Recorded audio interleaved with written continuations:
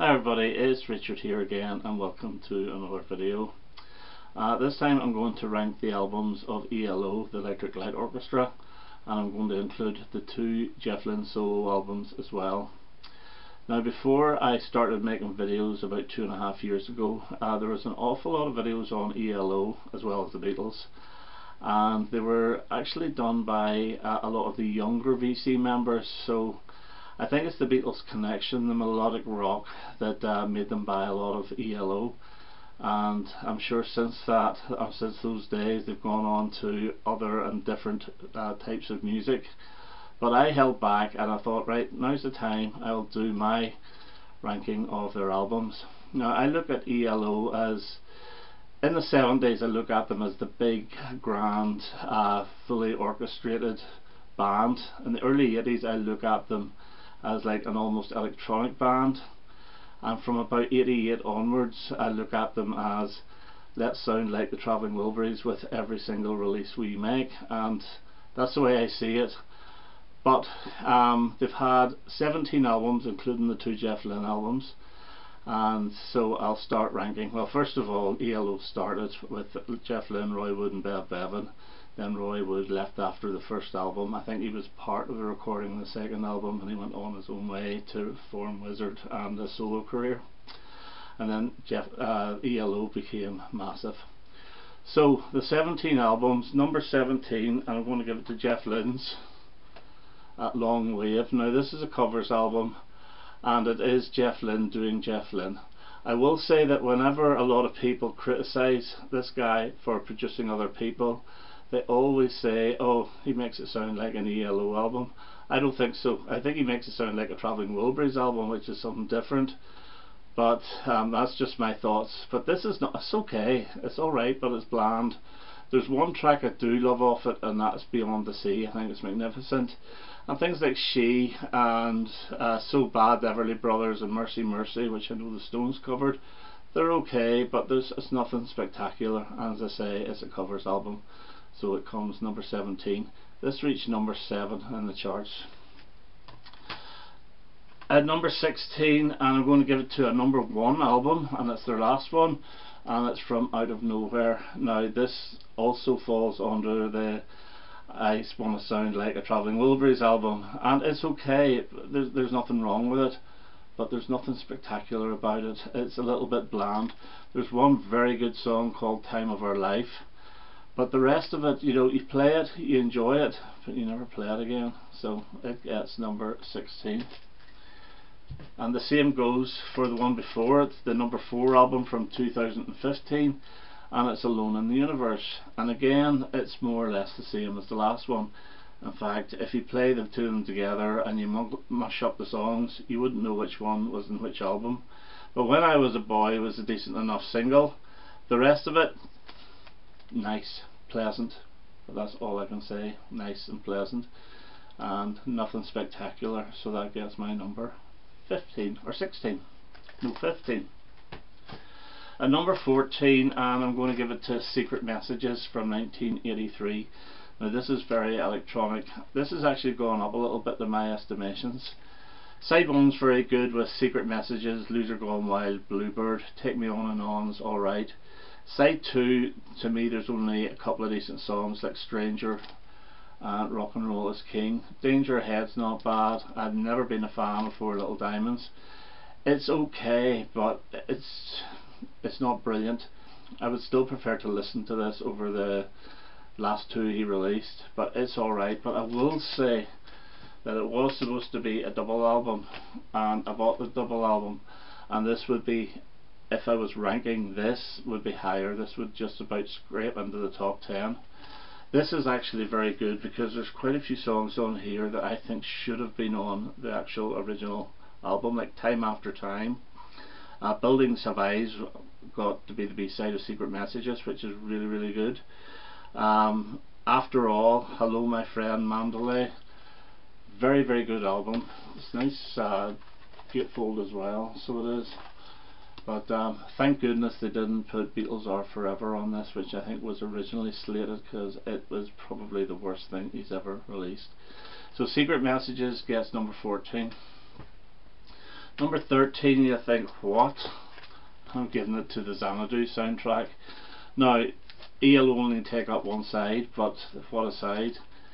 You've got I'm Alive, which you've always enjoyed, The Fall, which is the only one that wasn't a single, which is a really good song, Don't Walk Away, which I think is one of their best ballads, All Over the World, a song I was never keen on, but I actually do enjoy it a lot more now, and I am a sucker for the Xanadu single with Olivia on vocals, not Jeff.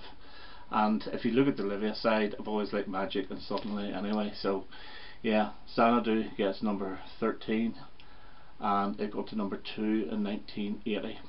I forgot to say that Secret Messages got to number 4 in 1983 and Alone in the Universe number 4 in 2015. Okay, number 12, and from 2001 we have Zoom, and this was released when nobody gave two hoots whether an ELO album was coming out or not, and this only managed number 34. And this is actually quite a good album. It does suffer from that Travelling Wilburys feel, but there's some really good songs on it, like Moment in Paradise I've always liked. Easy Money I always thought was great fun, and Ordinary Dream I thought was a lovely song. It Really Doesn't Matter is pretty good as well. And All Right was the single, and the only way I can describe it is it's alright. But yeah, this is not a bad album, and it's the best of his 21st century work, I think anyway. So Zoom gets my number 12. At number 11, and we go to the debut, and it's ELO, and I think they call it in America No Answer, and everybody knows the story behind that. But yeah, this is a good album. Now this really is split into the Jeff Lynne songs, which are more melodic, and the Roy Wood songs, which sound as if they come from the 17th century. So I think it was a good move for Roy to move on, to be honest. But yeah, some really good songs by Jeff on here. I've always loved Queen of the Hours, Mr. Radio, and Nellie Takes Her Bow. 10538 Overture is the big hit single, which Paul Weller stole for The Changing Man. And there's some decent Roy Wood stuff on here, like Whisper in the Night's okay. Battle of Marston Moor, July 2nd, 1644. It just does, it's hard to listen to, but it's okay, you do get used to it. Look at Me Now is more acoustic little number by Roy Wood. But generally it's the Jeff Lynne songs that are the highlight of this, and this gets my number 11. And at number 10 is the follow-up, and it's ELO II, and this is like their real prog album.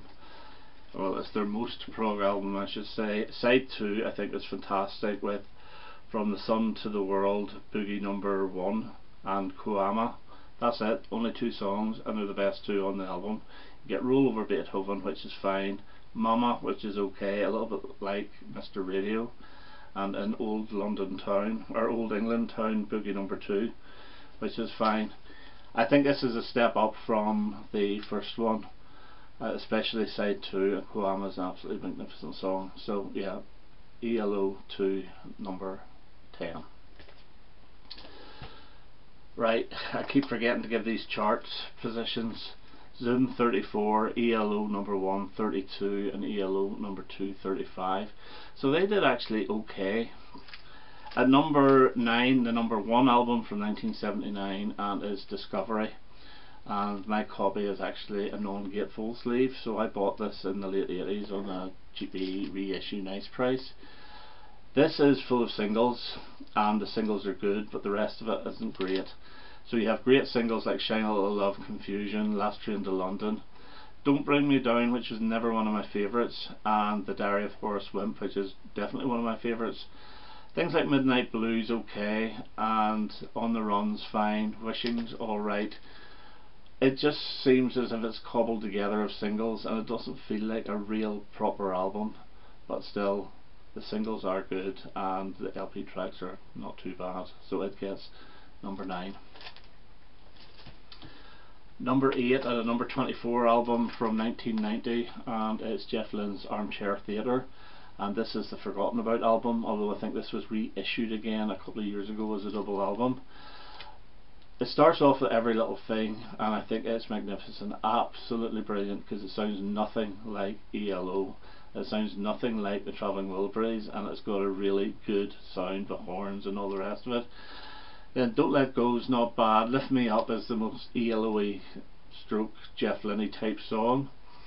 And you get a couple of cover versions like September Song and Stormy Weather, which is very good. You also get a lovely little acoustic song called Save Me Now. I think this is a very underrated album, and this came out between Wilburys 1 and Wilburys 3. But yeah, good album, and it deserves its number 8 position on my list. And at number 7 from 1986, and a number 9 album, and it is Balance of Power. Now this was the last album of ELO before Zoom in 2001, and the hit single off this is Calling America. It only scraped the top 30, but it's a brilliant song. So Serious is really, really catchy. I think it's a great song, and Getting to the Point was the third single, which is okay. Heaven Only Knows has got a bit of a Shine a Little Love vibe to it. There's a bit of a disco feel to it, but there's some really good songs on this. Without Someone, yes, it's drenched in synths, but it is absolutely lovely. Secret Lies is alright, Endless Lies, Send It, all really good songs. Some of these songs are actually featured on that double Secret Messages album I showed as well. So some of these are leftovers from 1983. But yeah, I do enjoy this. I think it's a really good album. I could never understand why people don't like it. So that gets my number 7. Number 6, and an album that failed to chart, and it's El Dorado from 1974. And yeah, this is really good as well. It had a hit single in America, Can't Get It Out of My Head. Boy Blue is catchy. Poor Boy the Greenwood I think should have been a single. Over here I think it's great, even though it did end up as a single to Telephone Line. Mr. Kingdom, Illusions in G Major. This is the one where the strings become more lush, and there's a lot of little in-between bits, in-between songs of strings and like links and so forth. They're not credited, but it is a good album, and it's a very enjoyable album. Some of the songs aren't that strong, but it all works together really, really well. So it gets my number 6. And number 5 from 1975, and it's Face the Music. This also failed to chart, and it did have a top 10 hit with Evil Woman. Strange Magic managed to get into the top 40, and then Night Rider, it failed to chart, even though it did have a Top of the Pops appearance, but it still failed to chart. Yeah, a lot of people love the start of this, the instrumental Fire on High, which I think is good, but I don't think it's all that special. To me, it's the second side of this that really works, with Poker, Strange Magic, Down Home Town, which nobody likes. It's like a bit of a hoedown, and I think it's fantastic. And then the beautiful one, Summer Dream, really good. It is a very strong album, but it only manages my number 5. Number 4, 1973, and this failed to chart, and is on the 3rd day. Now in America this included the single Showdown, which makes it even better. But side 1 of this is almost perfect. Side 1 of this is probably my second favourite ELO side of all their albums. I'll tell you my first whenever I get to it. I have Ocean Breakup, King of the Universe, Bluebird is Dead, Oh No Not Susan, New World Rising, and Ocean Breakup Reprise. Absolutely fantastic. Side 2 is okay as well, with Mama Belle and Dreaming of 4000. The only one I'm not overly keen on is In the Hall of the Mountain King. I just don't understand why they bothered. But yeah, it's a very, very strong album, and from it's their second album from 1973, but unfortunately it didn't chart. Now those 3 albums on the 3rd day, Face the Music and El Dorado, all charted in a box set called 3 Light Years in 1979, or was it 78, and they got to number 38. So my 3rd favourite ELO album is A New World Record, and this is riddled with hit singles as well. Telephone Line, Rockaria and Living Thing, all great. Above the Clouds is only about a couple of minutes long, but it's magnificent. Tightrope is a really, really good opener, although I do tend to think it goes on a bit too long. Mission and Shangri-La are good. So Fine is okay, but that shows the nod towards the disco. Very strong album, and this was charted at number 6, and this is really the start of the ELO mania really for the rest of the decade. And my second favourite is a number 1 album from 1981, and it's Time, and this is an electronic album. The strings are gone and there's not a bad song off this. Prologue going into Twilight, then going into Yours Truly 2095, magnificent. The Way Life's Meant to Be is magnificent. Ticket to the Moon is really good. The only one I'm not keen on is From the End of the World. Rain is Falling is an absolutely brilliant ballad, and then it finishes really well with 21st Century Man, Hold On Tight, and Epilogue. Very, very strong album. Number 1, 1981. My second favourite ELO album. And then my favourite, and it's quite obvious really, is Out of the Blue, the double album from 1977. 4 hit singles: Turn to Stone, Wild West Hero, Sweet Talking Woman, and the magnificent Mr. Blue Sky. Side 3 in this is my favourite side of an ELO record, with Concerto for a Rainy Day, Standing in the Rain, Big Wheels, Summer and Lightning, and Mr. Blue Sky. There's not really a bad song off this. The only one, maybe Birmingham Blues, I think sticks out a wee bit like a sore thumb, but it's still not bad.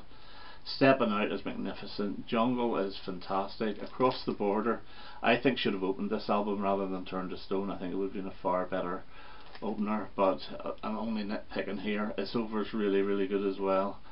And yeah, Sweet as the Night with the dual vocals with Kelly Grouchett, very, very good. Absolutely love it. So one of the best double albums ever, if not the best, possibly. Anyway, that's my number 1. So Out of the Blue from 1977, which reached number 4 in the charts. Okay, that's my ranking of the ELO Jeff Lynne albums. I hope you enjoyed that, and I hope to have another video quite soon. All the best now. Bye bye.